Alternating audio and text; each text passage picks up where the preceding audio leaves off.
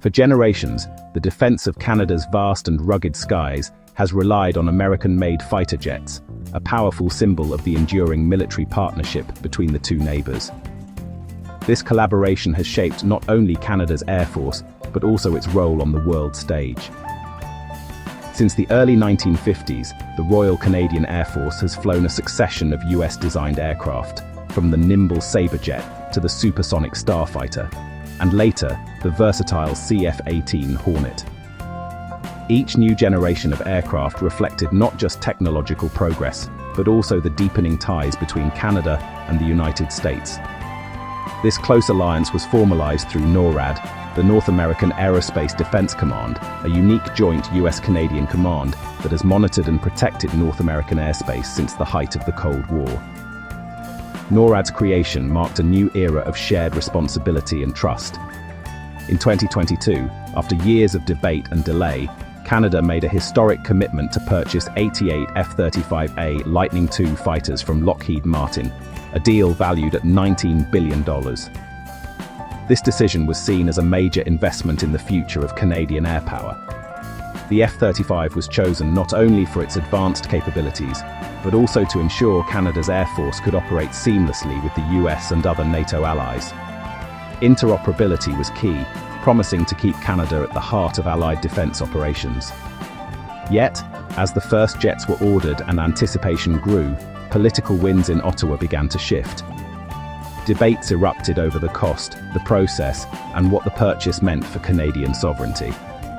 At the same time, tensions with the US started to threaten what had long seemed like an unbreakable bond.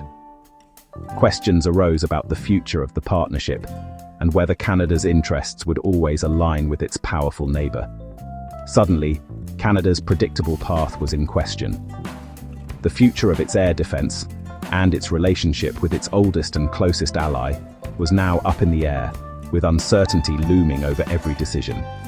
The story of Canada's fighter jet replacement was about to take a dramatic and unexpected turn, setting the stage for a new chapter in the country's defense history. Everything changed almost overnight, as the familiar sense of stability between Canada and the United States gave way to uncertainty and tension. A new, more aggressive US administration took office, determined to put American interests first, no matter the cost to its closest allies.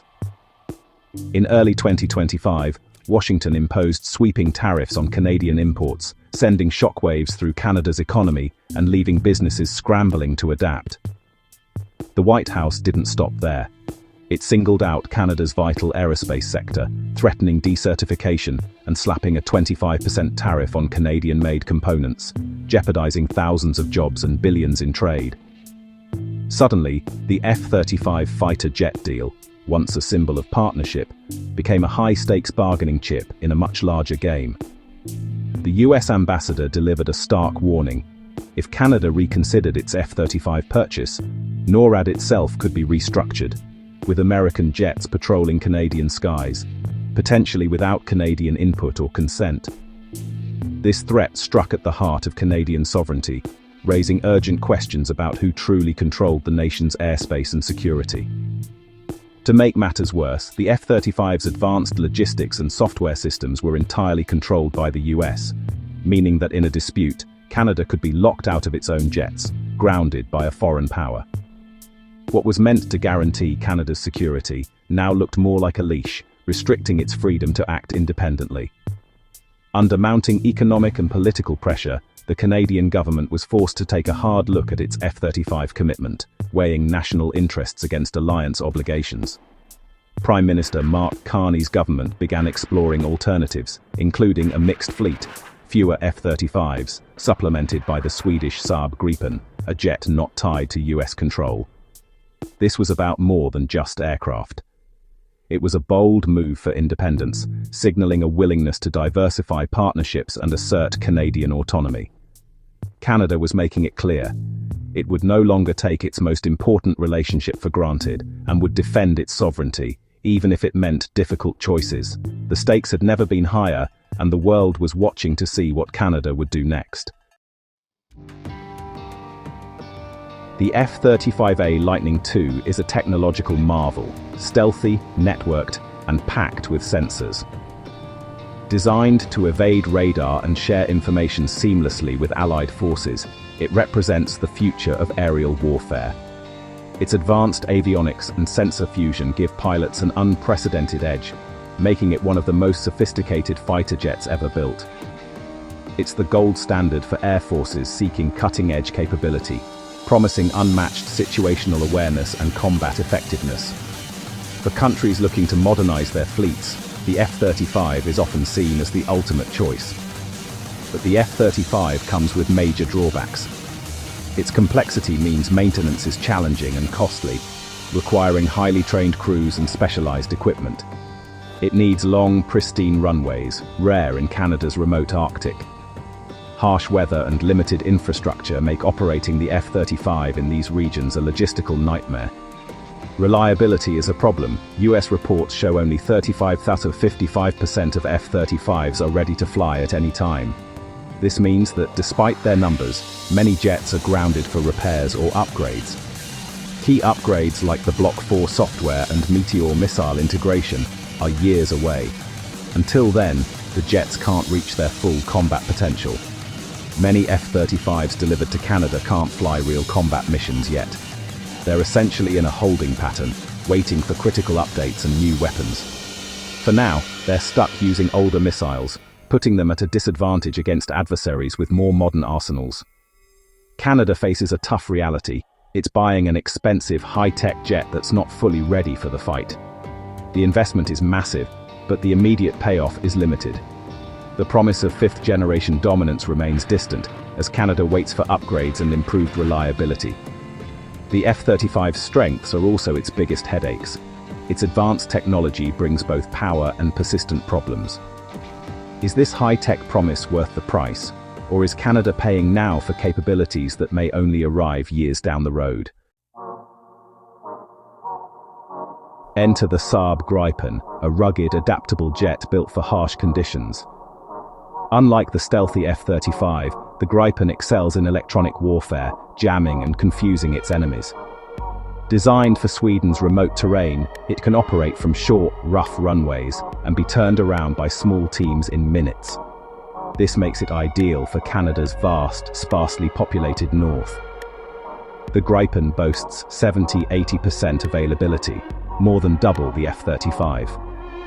Canada would have full control over its jets, with no risk of being locked out by a foreign power. The Gripen is already integrated with the Meteor missile, giving it a major edge in air combat. Its no-escape zone is 3 times larger than the F-35's current missile. For Canada, the Gripen offers immediate, reliable capability. It's a compelling alternative for defending the world's second-largest airspace. The F-35 and Gripen offer 2 very different visions for Canada's Air Force.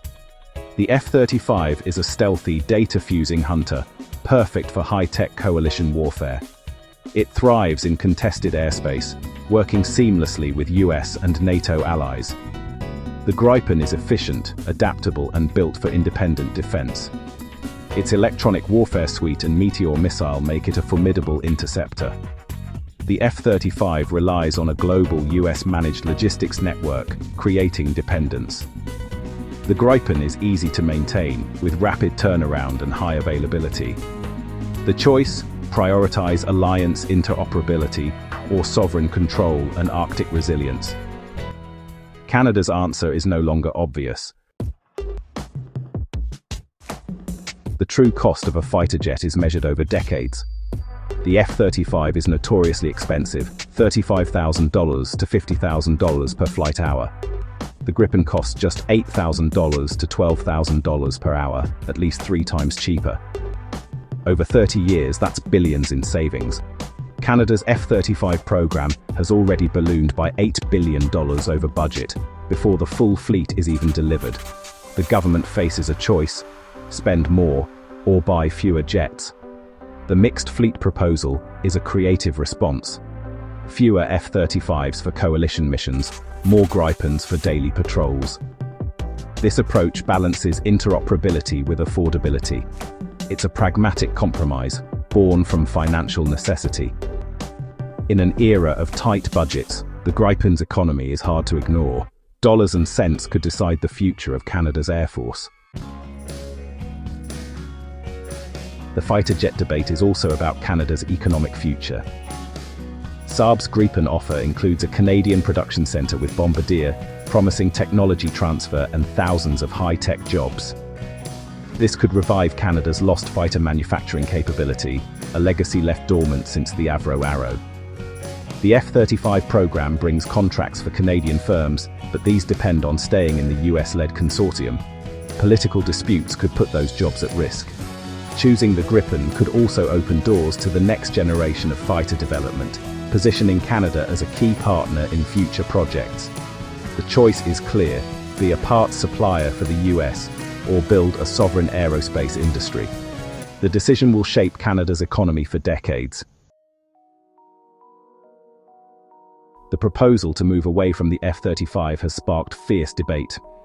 Retired RCF commanders warn that only the F-35 can guarantee Canada's security and alliance commitments. They argue a mixed fleet would be a logistical nightmare. Critics counter that the F-35's costs, reliability issues, and US control make it a risky bet. They see the Gripen as the right fit for Canada's needs: Arctic patrol, sovereignty, and affordability. The government is caught between tradition and transformation, with profound consequences at stake. Canada stands at a crossroads. One path: deeper integration with the US and the F-35 at the cost of autonomy.